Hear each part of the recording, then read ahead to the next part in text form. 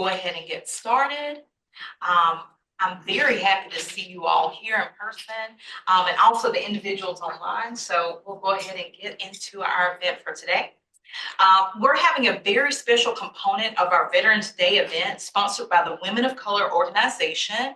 My name is Mia Tensley, and I'm very privileged to host today's Audience with an Airman event. We're elated to have a diverse mix of participants, both online and in person, and I want to tell you that your presence is greatly appreciated. Again, I am elated to have you all here to celebrate the legacy of the Tuskegee Airmen, pilots who overcame prejudice and discrimination to serve our country with distinction during World War II. In just a moment, Mr. Wilkins will share a history and background of the Tuskegee Airmen and introduce Dr. Richardson, followed by an opportunity to hear from Dr. Richardson, who is a documented Tuskegee Airman via Zoom. He will then offer all participants online and in person the opportunity to ask him questions. Now, Reneva Davis will guide the online component of the event. We'll have 15 minutes to ask any question you like of the Tuskegee Airmen. After that, we will have an interactive session with Mr. Wilkins, complete with prize giveaways. And then we'll have closing remarks. Now, Mr. Wilkins, I want to greatly thank you for joining us today. We are eager to hear your insights on the Tuskegee Airmen and their incredible legacy. You have the helm. First of all, I'd like to thank you for inviting the Tuskegee Airmen. I'm from the Hiring Man chapter in Walterboro, South Carolina, and Charleston Air Force Base. And before I start this process off, I would like to give a moment of silence for all the lonely eagles and for all the veterans that passed away. Moment of silence.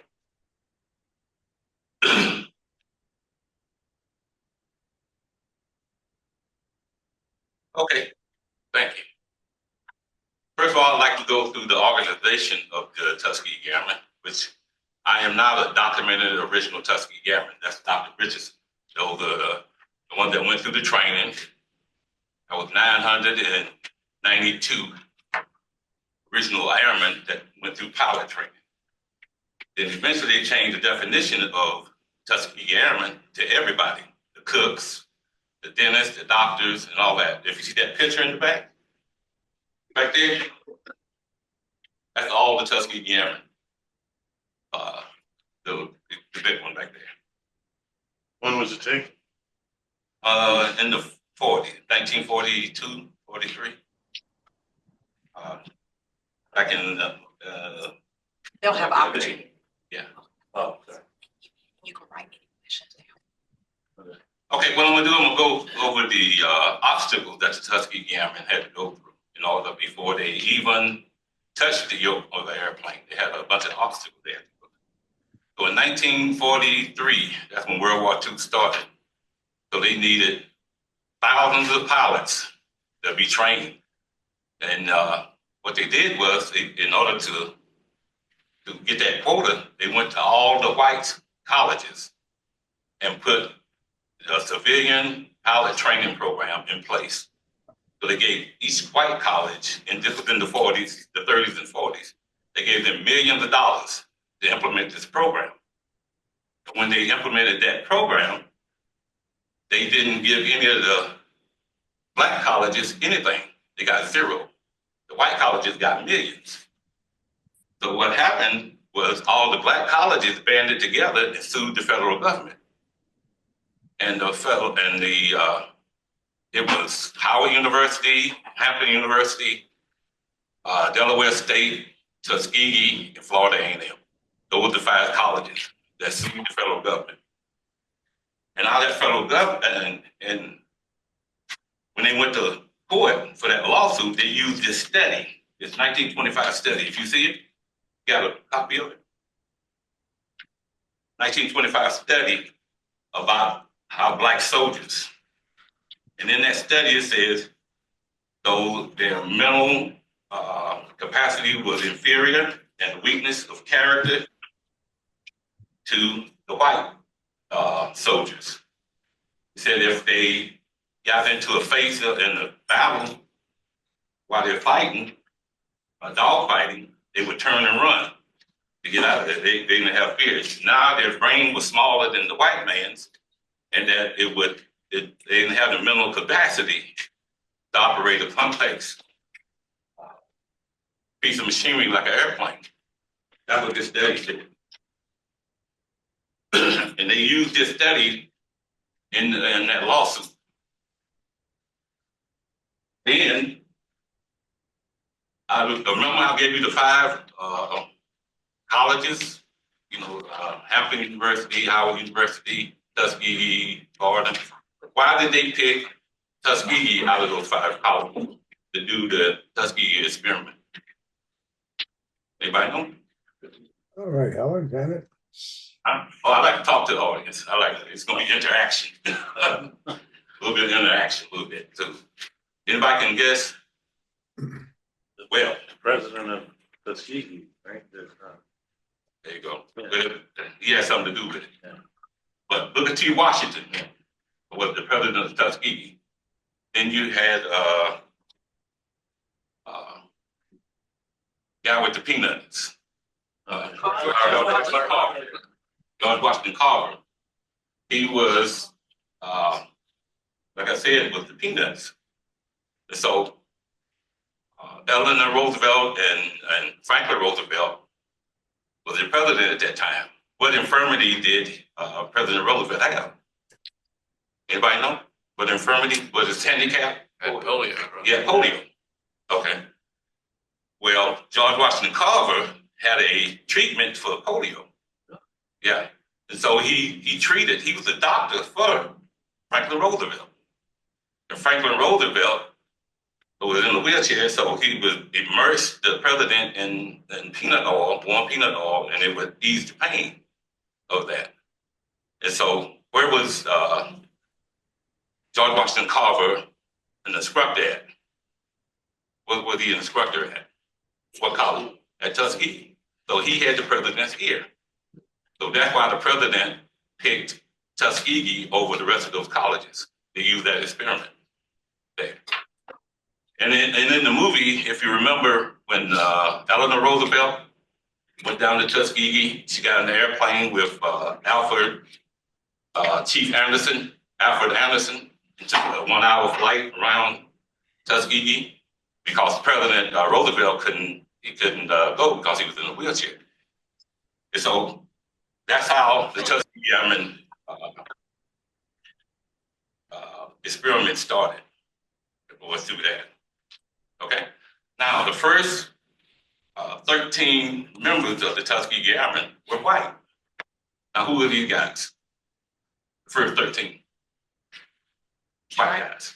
Trainers, It was an instructor pilots that was assigned to that unit down in Tuskegee.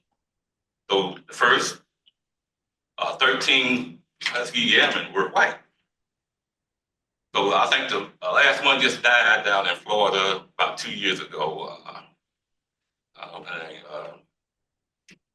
I forgot his name, but he passed away. Lovely guy. He came to Charleston a couple of times and did a couple of speaking engagements for us. But that is how Tuskegee started with that. And that was the obstacle where they had to go through lawsuits and in order just to prove then to the government that they could fight. Okay, so I'm gonna get out of the way so Dr. Richardson can come up and you can afterwards we'll come back and have a question and answer session and we'll do some other things. Now, this is Eugene Jacques Bullard. He's the first fighter pilot that we know of. He was from Columbus, Georgia. But he went to France because his ancestors were from France. And he joined the French Air Force. In 1970, he was credited with shooting down 2 German airplanes. Eugene Jacques Bullard, African-American from Columbus, Georgia.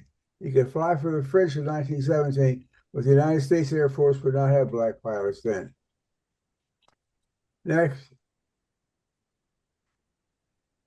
This is Bessie Coleman.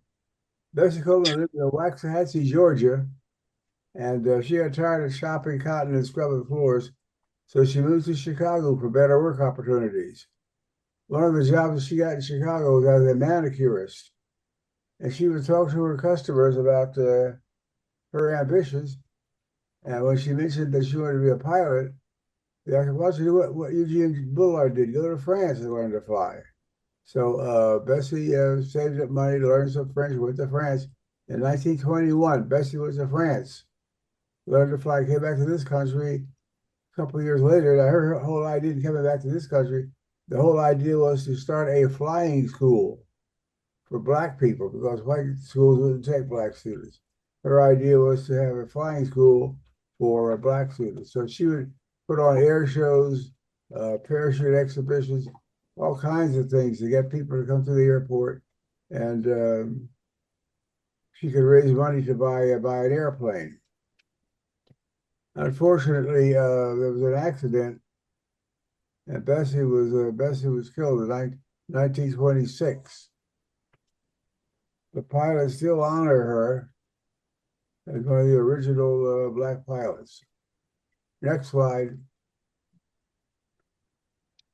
Eleanor, we have black people have a whole lot of white friends that we don't even recognize. But one of our great white friends was Eleanor Roosevelt. Eleanor Roosevelt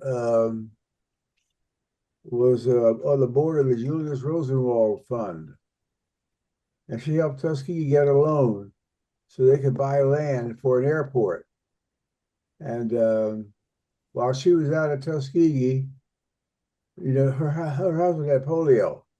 And she was there also to check out the polio program that hospital had at Tuskegee.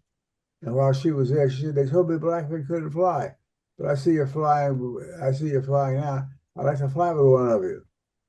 At the top, there's a picture of Eleanor Roosevelt in the back seat of an airplane, and a black man is a pilot flying her around. They flew around the field for about 45 minutes, I understand. She came back and said, "Well, they can fly all right." So we think she went a bug in her husband's ear, and that's when they set up the flying program for black pilots. Now, after the war, after World War I, there was a depression, and they got rid of a lot of stuff, but they also discharged a lot of pilots. Well, now that Hitler's doing his thing in the 30s, they realized we've got to rearm. So we have to get new airplanes. We have to have pilots. So for pilots, they had these training programs in colleges all around the country. There are about 200 of them where men could go and learn to fly at government expense. Now, they originally did not have any place for black men to go to learn to fly. So, as I told you, Eleanor Roosevelt told her husband, "You got to do something about this." So they started a program at Tuskegee. Mrs. Roosevelt had her plane ride in July of 41. She flew with Charles Alfred Anderson, who incidentally taught himself to fly. Now that sounds incredible, but black people are incredible anyhow. Well, at any rate, Anderson bought an old used airplane and went practicing around the field. One day, finally went up and soloed. And he's the one that flew Mrs. Roosevelt around the field. He became the chief instructor pilot at Tuskegee. Of course, the Tuskegee Institute had hired 41 pilots from these different programs. So one of the fellows that finished that program at Howard University, a guy named Yancey Williams, he had finished that program at Howard University, and he applied to the government for piloting in the Air Force. The Air Force refused him. So he went with the NAACP, and they sued the Army. And with that lawsuit, the Army, okay, we'll have a squadron for black pilots. So Squadron 99 was designated for black pilots. And they started the actual training full pilot for the military. They started that in 1940, well, late in 41, after Mrs. Roosevelt. Late in 41, they started training for the Army. And they did the training at Moultrie Field. And I told you, Eleanor Roosevelt had through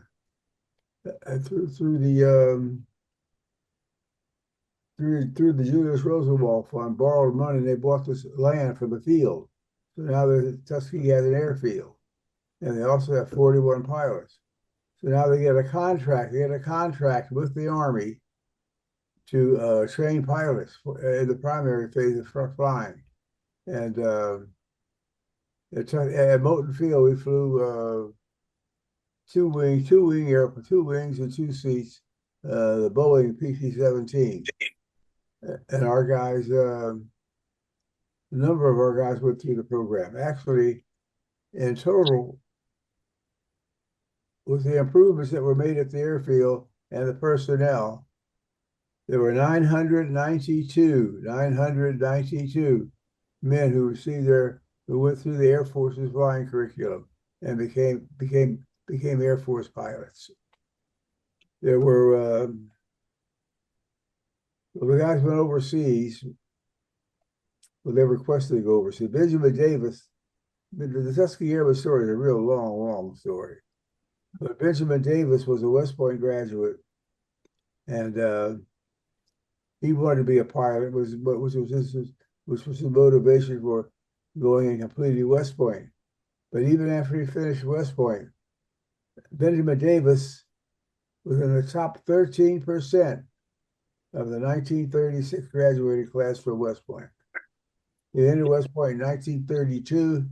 That class was graduated in 1936. And Davis was in the top 13% of the graduating class.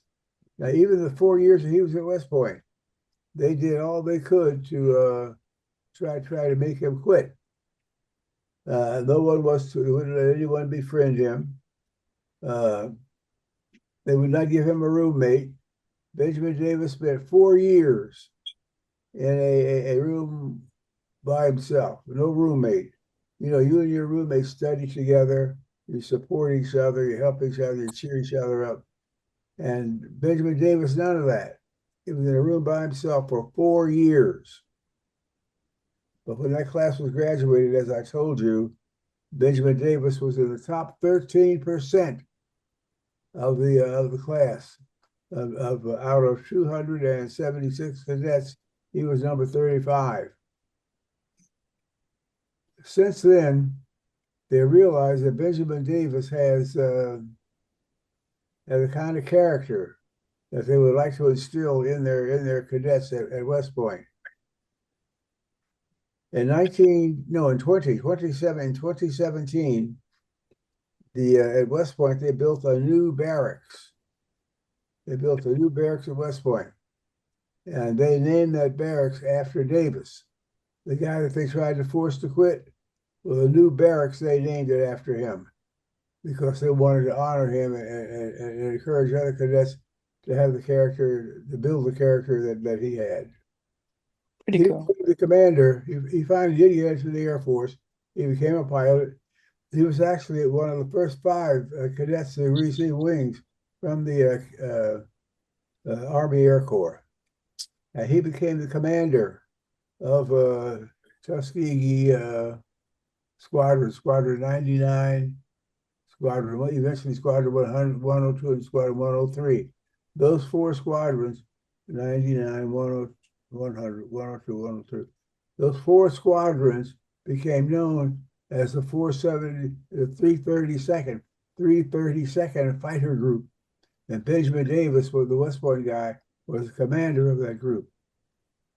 Now, the United States started using bombers to bomb during the day. The British were bombing at night. And if they're bombing at night, you can't see them. It's hard to knock them down. But the United States decided, well, let's bomb during the daytime, and our bombing will be more accurate. So the United States started, they organized the 15th Air Force, which had B-17s and B-24s, and they started flying during the day. Now, each of those bombers has a crew of 10. Each bomber has a crew of 10. And if a bomber goes down, those 10 guys could, mess up their health record like that. But anyway, one day, they called it Black Thursday, I think. One day, 60 bombers were knocked down. And there are 10 guys in each bomber. Now, you do that arithmetic. That's a hell of a lot of men to lose. So the commander of the 15th Air Force asked Colonel Davis if his guys would come over and protect the bombers. Now, prior to that, Colonel Davis's outfit had proven itself because over Angio, when the Allies invaded the Italian port of Angio, they had the P-40 and the P-99 was protecting the sky, clearing the sky so that the invasion fleet could be successful in going into Angio. Well, with that, they saw how, and in 5 days, within a week's time, they shot down 18 German airplanes. In a week's time, they shot down 18 German airplanes. And with that, the commander of the 15th Air Force asked Colonel Davis if his men would come over and protect the bombers, because we can't keep losing all those bombers and all those men. So Davis agreed. They transferred to the 12th Air Force, and they started flying escort missions for the bombers. Now, get this. They originally did not want black men to be pilots. We had to sue the Army to get a chance to be pilots. But now that they see how good the guys are, they now want the black guys to go there and protect the white boys in the bombers. Get that? They didn't want us at first, and now they're, hey, let's have those black boys. Those guys are the best pilots. In the course of a year's time, they say that, I think they changed that, but they originally said that no bombers were lost when the American guys were protecting them. The Americans painted the tails of their airplanes red. They got brand new airplanes. They got P-51s. And to distinguish our group from the others, they painted their tails red. So the guys became known as the Red Tails. There's even a movie entitled Red Tails. George Lucas made the movie. And our guys had the lowest number of bomber losses of any of the escorted bombers in the European theater. After the war, a lot of guys wanted to be pilots after the war. None of the airlines would hire a black pilot initially, but finally in 1956, a guy named Marlon Green sued the Continental Airplane. And the government, Robert Kennedy was the Attorney General, and they said this was race discrimination. You got to hire Marlon Green and give him his proper position within the pilots union. And that was the first time black pilots were hired by the airline. A couple of years later, American Airlines hired a guy named Harris. A couple of years later. My son was a pilot with American Airlines, but he got in through, he was at ROTC at first, then he transferred to Pensacola. And he did the initial flying training at Pensacola. Eventually he went to Brownsville and became a pilot of a Skyhawk, an A-12 Skyhawk. He went, after years with America, he went to, after years with the Army, military, he went to American Airlines. And he eventually became the captain of a 777. Now, 777 is a wide-body airplane with 2 aisles. And he's the son of thing. At one point, they wanted to take veterans of D-Day. They wanted to take them back over to Europe. So they used Americans, the 777s. to take these guys back to Normandy Beach as an anniversary of D-Day. And my son was the captain of that 777. And fortunately, I had an opportunity to be on that airplane when my son was the captain, which is quite interesting, which is quite happily for me. My little boy grew up, became a captain, and flew me across the oceans of Europe. That makes a happy story for me. Thank you. Thank you. Am I on the correct slide for you? Yes, sir. What was that question? Yes, sir. Are you ready? Are you ready for questions, or do you want me to go to a certain Yeah, slide? you can, questions are okay. Good for Okay. questions. All right, so I will move it forward into that, which is perfect. That will permit us to still have as plenty of questions and deal with the time loss that we had earlier. That's outstanding. So we're going to do questions from the audience. So I know there are individuals online and we have individuals in person. There are green cards in front of you. If you have questions, feel free, so you can think about it. You can write it on the card, or if you're able to kind of in your mind kind of gather it, you can also ask it directly, but those are there just to facilitate your thought processes as well. Okay. So do we have a question in the room? I know TJ has one. I already Always have a question. right there. And others, while we're addressing that, please think of what you want to say. Okay. Yes. It's an honor, Dr. Richardson. Could you talk a little bit about going from the bi-wing planes to the actual planes that you used like in Europe? Like how much was the training that you received at Tuskegee? How much did that help you? And how much time did it take to get used to the actual war, the planes that were used in war? Well, there are actually 3 phases to flying training. Primary, you have the 2 wing airplanes and 2 cockpits with the instructor in one of them. In basic, you have a low wing, single engine airplane with fixed landing gear. Then when you get to advanced, you have the AT-6, Boeing AT-6, North American AT-6 rather, and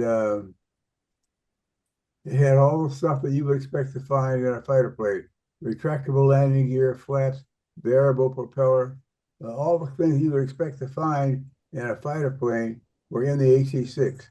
And we had about 60 hours of training in each of those airplanes. So after that, after Tuskegee, we went to Walterboro, South Carolina for fighter training. In Walterboro, we flew P-40s and P-47s. And from there, guys were, sent overseas. The war ended, see, my class was 45A.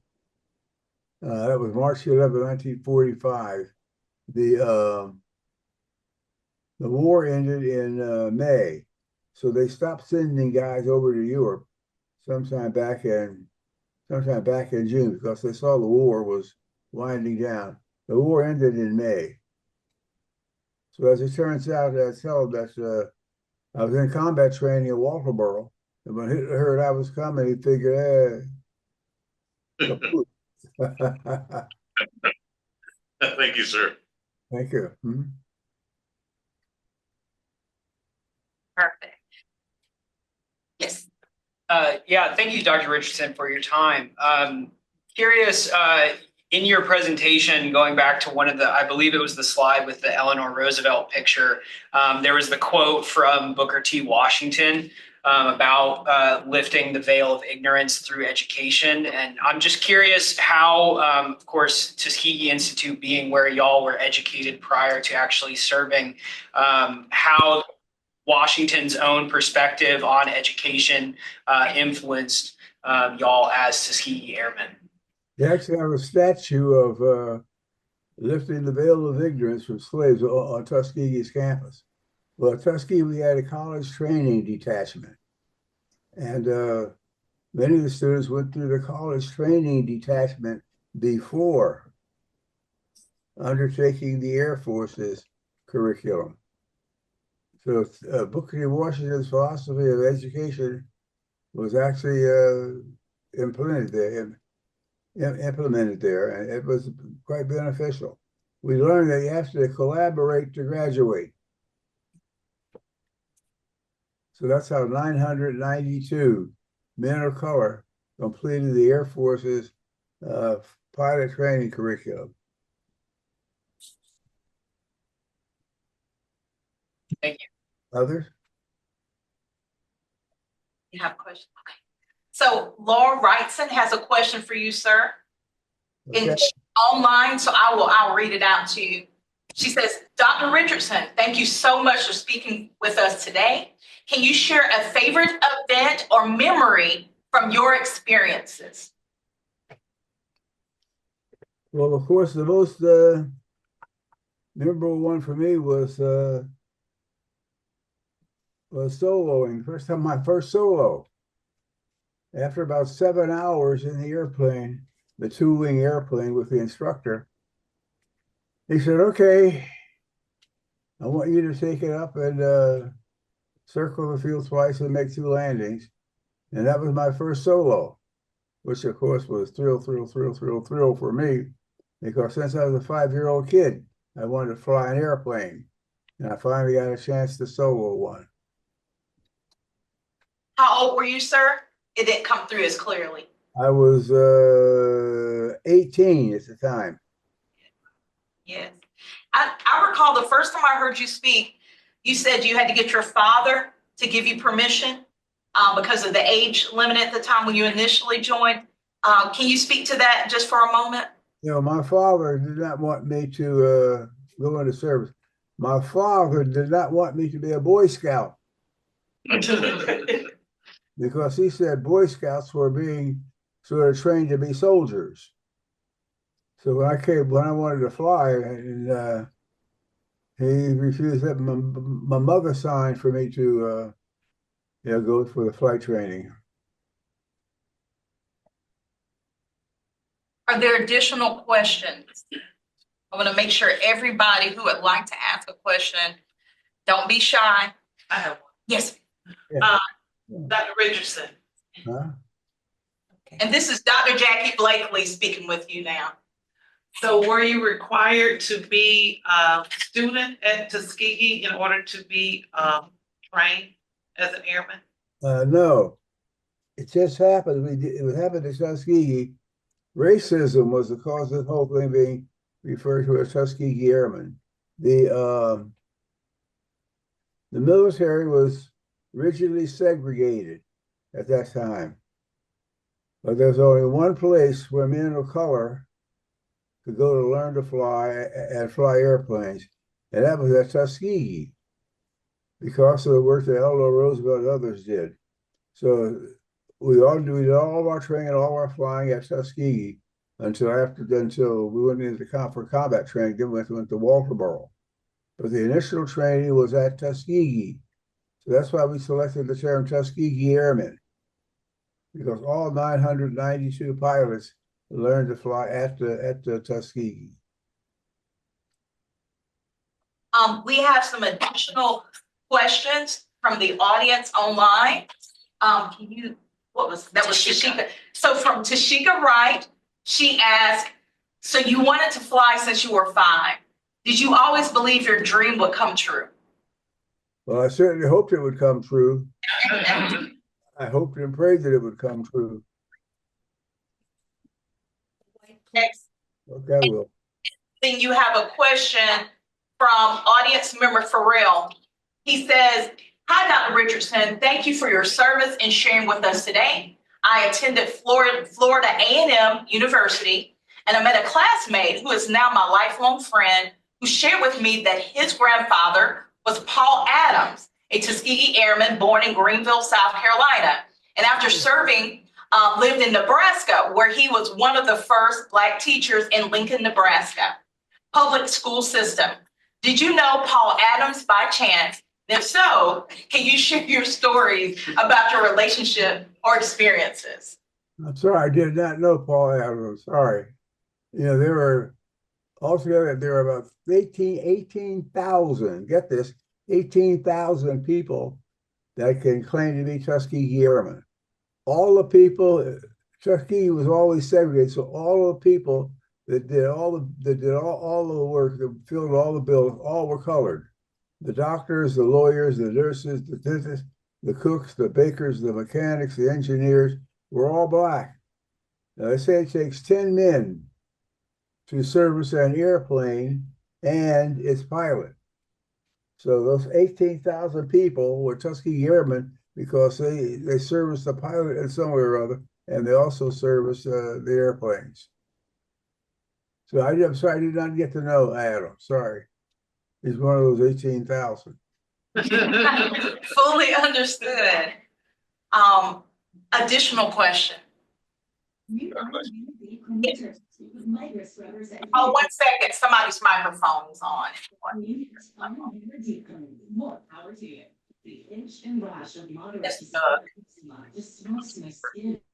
Yeah. Thank you. Trying to sell these. So All right. So, Dr. Richardson, I got a question for you. I know back in the 1940s when you guys came through, the racial climate for guys when they came back from war, how do you view what's happening today, the racial atmosphere and the racial environment? How do you view that compared to the 1940s when you guys came back? hold on 1 second. I muted. Hold on. Oh, gosh. I was trying to mute the other person. Got muted too. Hold on, Dr. Richardson. Your screen is muted. Can you unmute Miss Dr. Helen Richardson?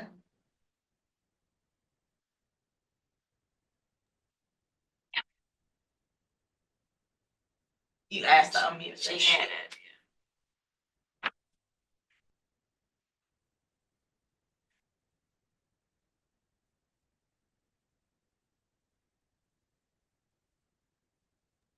Okay, you're back, Jane. Yes, can you? Hey, Barron, it's really great to see you, guy. Sir. Good to see you. Uh-huh. Good to see you. Did Thank you hear my question about the racial climate of the day compared to 1940s? Yes, it was muted when you first started talking, sir. If you could restate. Restate? Yes, your answer to Barron's question, please. About the racial climate. Well, you know, America is sick, but I love her. And I'll hold her hand until she gets well. There's no other place in this world where black people could do the things that they do in this country. Have a black male president, and 2 or 3 years later, almost a black female president, with thousands of white people voting for both of them. Actually, it was a white policeman. It was a white policeman that was at the source of my becoming a pilot. A white policeman stopped the car that I was in and asked for a draft card and all that kind of stuff, which I didn't have. And I said, listen, I don't have a draft card. You have to be 18 for a draft card. I didn't have one. So when I go into service, I want to be a pilot. He said, well, look, you can go down to the customs house now and take a test. You pass that test, they'll put you on track to go to flight school instead of being drafted. So this white policeman gave me the information that got me started on the trail to become a pilot.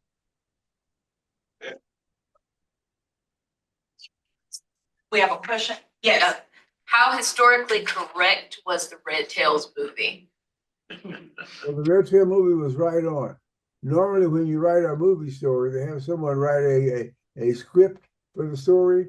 Well, in Red Tails, they did not write a script. Mr. Lucas, George Lucas, Star Wars Lucas, he just took the record of the Tuskegee Airmen, just took their record, put that up on the screen, and that became the Red Tail movie. Nobody actually wrote a script or a story for it. He just took the actual flying record, the combat record of the men in the Red Tails, and put that on the screen. additional questions?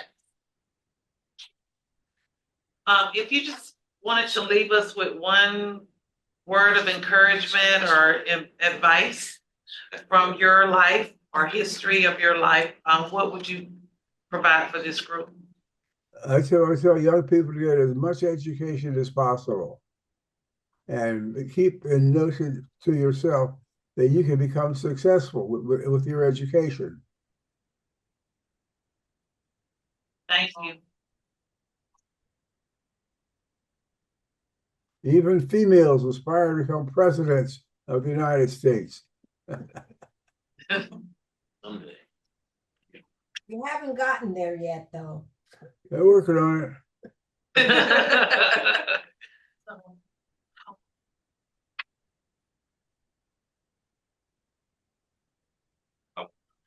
Okay, thank you. So, sir, we're going to, if you'll stay on for a moment and be there, Barron, one of your favorite people, is going to do some giveaways, and then we'll be able to conclude, okay? Okay. All right. Once again, Barron, it's really great seeing you, guy. Yes, sir. Hey, think about 2 questions that you can ask for gifts, okay? Uh-huh. Think about 2 questions from your presentation that you, if you don't mind. Go. Okay. These are a couple of gifts here, questions and answers. Can't let you guys out of here. Then we'll give away. If you answer the question, we'll give it to you. This is the first class at the Tuskegee Airmen that graduated from down there, 13 of them. And over here is Span Watson, named in Columbia, South Carolina. Yeah. What's your first question, Doc? Well, Span Watson was our operations officer. And I said how he got in. Okay, you got a question? So I can give away a gift? I think you have to ask him a question, Eugene. I Yeah, think cool, that's cool. what he's asking. Oh, Is that right, Barron? Yes, from your presentation. Just ask a question. ask a question. Yes. Yeah. Well, how did Tuskegee get money to buy an airport? There you go. He was first. Eleanor Roosevelt, Yeah, there Can you You go. Fly? Right. Okay, round to him. That's right. This poster is the poster of the Tuskegee Airmen in Ramatelli, Italy, when they was over there flying. So what's your second question, Dr. Richardson? Where is Tuskegee? Alabama. There you go. For the females. This is when they manufactured airplanes at the manufacturing plant, because all the males was out the war, they used females to fly airplanes, to deliver the airplane. So this is the picture of Black females delivering it. Yeah. And my question is, give me 3 of the 5 colleges that sued the federal government. Howard University was Oh, one. no. Who? Gotta send him a picture. Okay, right there. I don't know. I just know Howard, Man, come on, give it to me. Tuskegee, Okay. Florida. Is it Florida A&M? Yeah. Okay.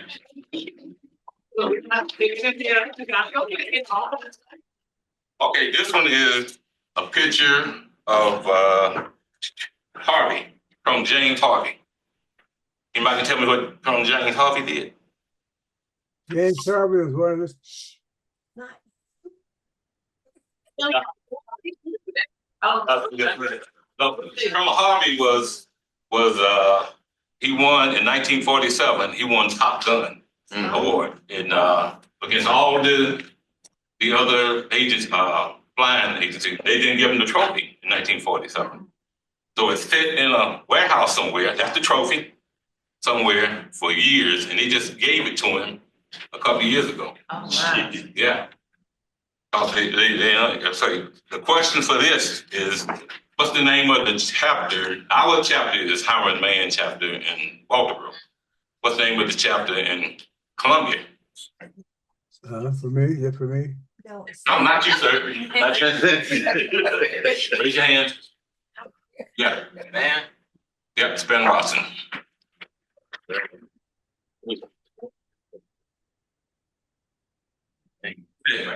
Now, let me finish this right here.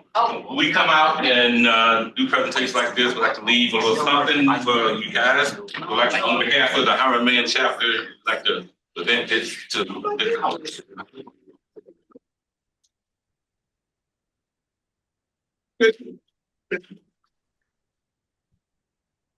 Got it? Okay. He's doing it. You got it. All right. Thank you. That was Thanks for having us. all right. That's outstanding. So first, go ahead. Can we ask, Dr. Richardson, when's the last time you flew? Well, it's been quite a while since I flew an airplane, ages ago. I was up in Canada, but I don't recall how long ago that was. Huh? 91? Hill is gonna tell. Back in the 90s sometime. All right. There we go. Very nice. Okay. Outstanding. First of all, Helen Richardson, who I love to talk to, and Dr. Richardson, I would just keep you on here forever, just talking to you and freeze this moment if I could, and you know that. But now I'm going to tell you all thank you. Thank you everyone for joining us today for this very special Veterans Day event. I hope that you found it informative and as inspiring as I did. A very special thanks to our distinguished speaker, Dr. Richardson, for sharing his invaluable experiences and insights with us. Your story, thank you, is a testament to the courage and an unwavering spirit of the Tuskegee Airmen. Also, thank you to Barron Wilkins for sharing your expertise and leading an engaging interactive session. Your contributions to today's event were invaluable. And finally, thank you to our online facilitators and support staff for ensuring that we were able to do this hybrid event. I'm so grateful for that. As we reflect on the legacy of the Tuskegee Airmen, let us remember their unwavering commitment to service, their resilience in the face of adversity, and their unwavering belief in the promise of our nation. Also, students, be sure to check Campus Groups app for upcoming events. And until we meet again, stay inspired, stay engaged, stay united, and have a safe and wonderful Veterans Day. Thank you. Thank you. Thank you.